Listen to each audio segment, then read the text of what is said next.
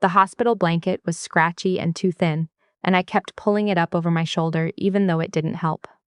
My daughter was 3 days old. She had her father's ears and my mother's nose, and I had spent an embarrassing amount of time in the last 72 hours just staring at her face, cataloging every detail like I was trying to memorize something I was afraid of losing.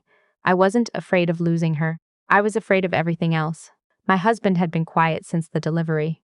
Not the good kind of quiet, not the odd, overwhelmed, new parent quiet I had imagined in all those months of planning. It was the other kind. The kind where a person is already somewhere else in their head and their body just hasn't caught up yet. He left on a Tuesday morning. I know it was Tuesday because the hospital served scrambled eggs on Tuesdays, and I had just finished eating them when he came in, still in his coat, and set his keys on the tray table. Not our house keys, just his car keys, like he was making a point about what he was taking and what he was leaving behind. He said he wasn't ready. He said he had tried to be ready, had told himself he would get there, but he hadn't, and he was sorry, and he thought it would be better. For everyone, he said. For everyone. If he went to stay with his brother in Calgary for a while and got his head sorted out. I looked at my daughter asleep in the bassinet beside my bed. I looked at him. I didn't cry. I don't know why. I think some part of me had known. Not known. Not the way you know something you've let yourself say out loud, but known the way you know a storm is coming before the sky has changed color. Something in the air. Something in the way he'd stopped touching my shoulder when he walked past me. Something in the way he'd started answering questions with questions. He kissed my forehead. He kissed her forehead. She didn't wake up, and then he picked up his keys and walked out, and I listened to his footsteps go down the corridor, and I sat there with the scratchy blanket and the half-eatens, and I thought, okay, just that. Okay, not as acceptance, not as forgiveness. More like setting something down. Putting my hands flat on the table and getting ready to stand up. My mother came to take us home from the hospital 2 days later. She didn't say anything about him when she buckled the car seat in.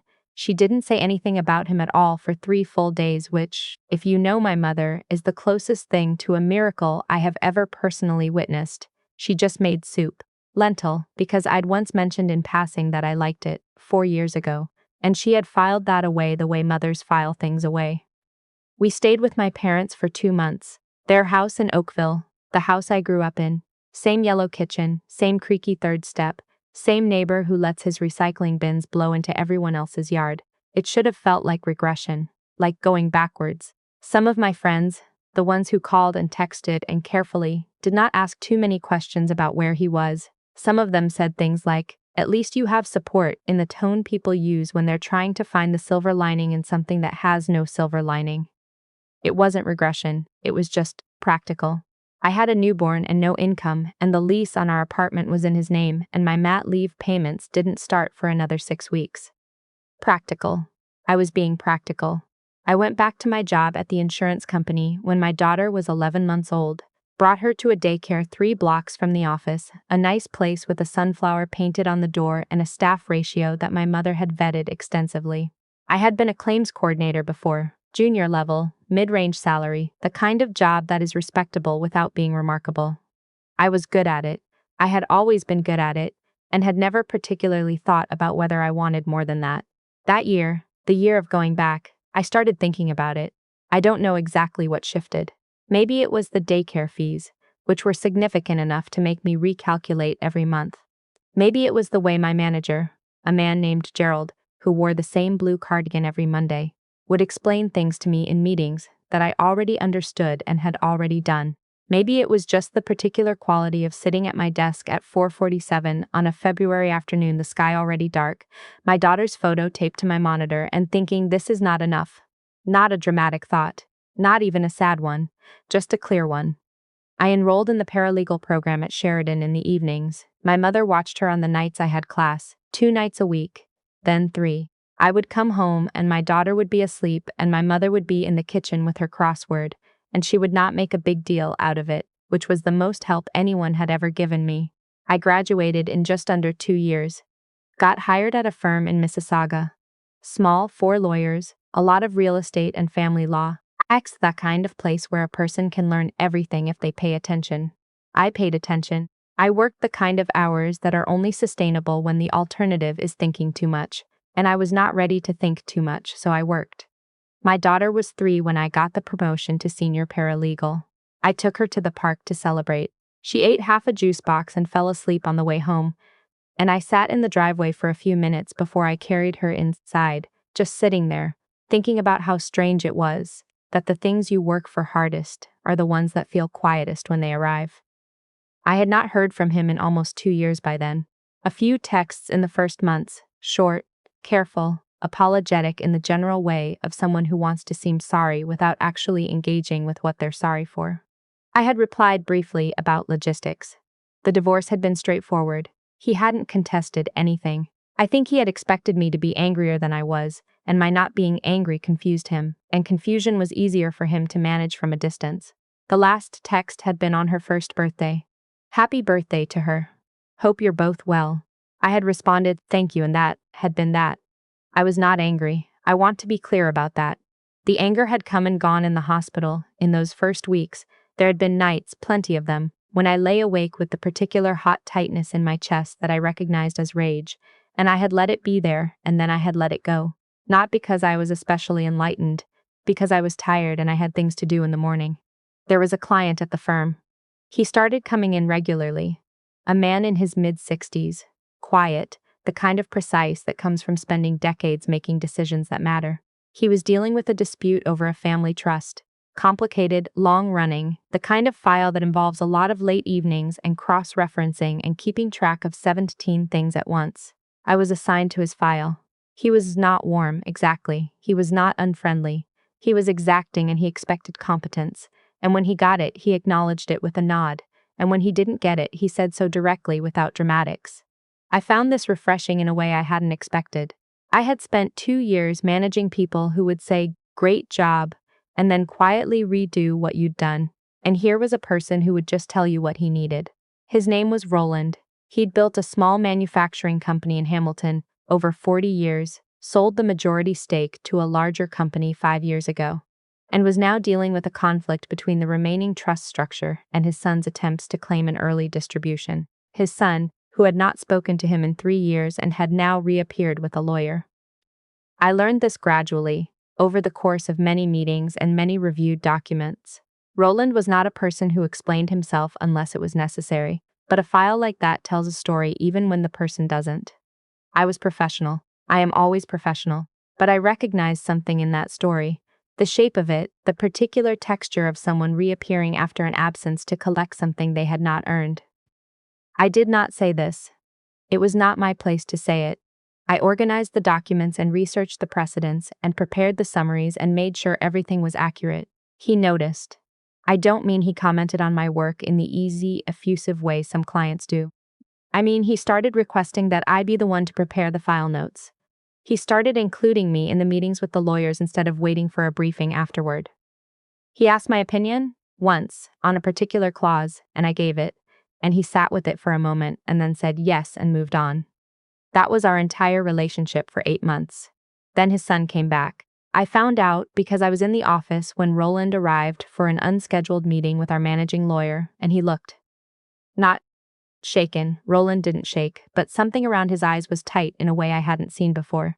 The son, I learned later, had shown up at Roland's house in Burlington. Had come with his own girlfriend and talked about reconciliation and wanting to be involved again. Had said, specifically, that he wanted to be present for whatever came next with the trust. I thought about the text I'd gotten on my daughter's first birthday. Hope you're both well. I thought about how reconciliation can mean so many different things. I kept organizing the documents. It was 3 months after the son reappeared that Roland asked me something that was not about the file. We were in the small meeting room, the one with the window that faces the parking lot, and the lawyers had stepped out and it was just the 2 of us and the folders on the table. He asked me, without looking up from the page he was reading, whether I had any family. I said I had a daughter. She was 4. I was raising her on my own. He put the page down. He looked at me, the full look, not the peripheral one he usually used in meetings. He said he was sorry to hear that. I said, don't be. She's the best thing that's ever happened to me. He was quiet for a moment. Then he said that his son had left him 3 years ago over a disagreement about the direction of the company and had now returned because the direction had proven to be profitable, and that he found it interesting the timing of people's returns. I said, yes. I find that interesting too. He almost smiled. It was the first time I had seen anything close to one. After that, he started staying a few minutes after the lawyers left. Not long. Roland was not a person for lingering. But he would ask questions about my daughter, about the paralegal program, why I had done it, how I had managed the timing of it. He told me once that he had wanted his son to work in the business, had tried to bring him in twice, and both times the son had decided that the particular effort required was not what he had signed up for. He said this without self-pity, just as a fact he had made his peace with. I told him, once, because he had asked directly, that my husband had left when my daughter was 3 days old, and that I had spent the first few months angry, and the years since then building something. Roland had nodded. He said building something was the right response to almost everything. The trust dispute was resolved in Roland's favor. It took another 5 months, but the documentation was solid, and the precedents were clear, and the son's lawyer could not find a reasonable argument that held up. Roland thanked our firm formally, in writing, and then he thanked me specifically, in person, which was unusual enough that the managing lawyer mentioned it to me afterward with a slightly surprised expression. Roland became a regular client after that. Different matters. Estate planning, a real estate transaction, eventually a consultancy agreement with the company that had bought his stake. I was always assigned to his files. That had become the arrangement without anyone explicitly deciding on it. My daughter started junior kindergarten in September. She was 4.5, self-possessed in the particular way of children, who have spent a lot of time around adults, and she walked into that classroom without looking back. I stood outside the door for 5 minutes after she went in. The other parents gradually dispersed, and I just stood there, thinking about 3 days after she was born, and the scratchy blanket and the eggs, and how unimaginable this would have seemed from there. Roland met her once, by accident. I had a meeting that ran late, and my mother couldn't pick her up, and I'd had to bring her to the office for 45 minutes. She sat at my desk with her coloring book and did not bother anyone, and when Roland arrived, he stopped in the doorway of my office and looked at her and then looked at me. She looked up and said he with complete confidence. He said hello. He asked her what she was coloring. She showed him. It was a horse, colored blue, because she had been going through a phase. He said he liked blue horses. She informed him that blue was the best color for horses because it was unusual. And unusual things were interesting. He looked at me again after she said that. There was something in his expression I couldn't quite name. It stayed with me for a few days. He called me into a meeting the following week, just him and the managing lawyer, and told me he was establishing a small foundation, environmental, focused on wetlands preservation in southern Ontario. He wanted help structuring it. He asked if I would be interested in taking a more significant role in managing the administrative and legal coordination side of the work. It was, functionally, a different kind of position than what I held, more responsibility, broader scope, better compensation when the details came through. I said yes. I said it the way I had said okay in the hospital, not with drama, not with the kind of gratitude that embarrasses everyone, just clearly. Yes. My ex-husband called in January. I knew it was him before I picked up because I had never deleted his number, which I had always told myself was practical but might have been something else. He was back in Ontario. He'd been back for 8 months, actually. He was in Brampton now. He had a different job, something in sales, and he said things were going well, and he had been doing a lot of thinking, and he felt like he owed us, a conversation. I sat down at my kitchen table. I let him talk. He was good at talking. He had always been good at talking. It was one of the things I'd loved about him when we met, the easy way he moved through sentences, how everything sounded reasonable and warm and considered when he said it. He talked about how he'd been immature, how scared he'd been, how he'd handled it badly, and he knew that. He talked about wanting to be present. He wanted to be in her life. He had not sent a card on her birthday. I noticed that, and I filed it away. I said, "She doesn't know you." He said, "I know. That's why he was calling. He wanted to change that." I said, "That's not how it works. You don't decide to change it, and then it's changed. She's 5. She has a world she's built, and you're not in it." He said, "I know, I want to be." I asked him where he'd been for her 2nd birthday, her 3rd, her 4th. He was quiet. I said, "I'm not angry. I want you to hear that clearly, because I think you're expecting me to be angry, and I'm not. I had a long time to work through that, and I worked through it. But what I am is clear. I see clearly, and what I see is that you're calling in January, which is not near her birthday, not near Christmas. just January. And I think you had a specific thing happen recently that made you think about calling. He didn't say anything for a moment. Then he said things had been a bit up and down lately. I said, I thought so. I said, if you want to be in her life, I am not going to prevent that. That was never something I was going to do. But it has to be consistent, and it has to be her pace, and it has to be because of her, not because of what's happening on your end. He said, that's fair. I said, I know it is. We made an arrangement, careful, structured, the kind of arrangement that family lawyers build templates for. He would meet her once, somewhere neutral, somewhere she felt comfortable. We would see how she felt. There would be no pressure. There would be no promises made to her that hadn't been agreed on first. He showed up to the first meeting 20 minutes late. She was polite to him, the way she was polite to anyone new, with the particular gravity she'd always had. She shook his hand. She did not climb into his lap. She asked him if he liked dogs, and when he said yes, she told him about the neighbor's dog, a retriever named something, and they talked about that for a few minutes. On the way home, she asked me who he was. I told her he was someone I used to know, someone who wanted to meet her. I said we would talk more about it when she was ready. She thought about that. She said, okay. I cried in the driveway again, just for a minute. The way I had in the hospital, alone in the car while she slept, just sitting with the weight of it, just letting it be heavy for a moment before carrying it inside. Roland heard about the call somehow. I think I mentioned it in passing when he asked how things were, which I had not intended to turn into a longer conversation. But Roland had a way of asking questions that made answering feel like the reasonable thing to do. He said, people come back when they see what they missed. I said, I know. He said, the question is what you do about it. I said, I know that too. He nodded. We moved on to the agenda. The foundation launched in March. There was a small event, not a gala. Roland would not have a gala, but a dinner, about 30 people, in a function room at a hotel in downtown Hamilton. I sat at the far end of the table and managed the logistics, and answered questions and made sure the evening ran the way it was supposed to. Roland gave a short speech. He thanked several people specifically by name. He thanked me last, and he said something about how some people make a thing work, not because they are told to, but because they understand why it matters.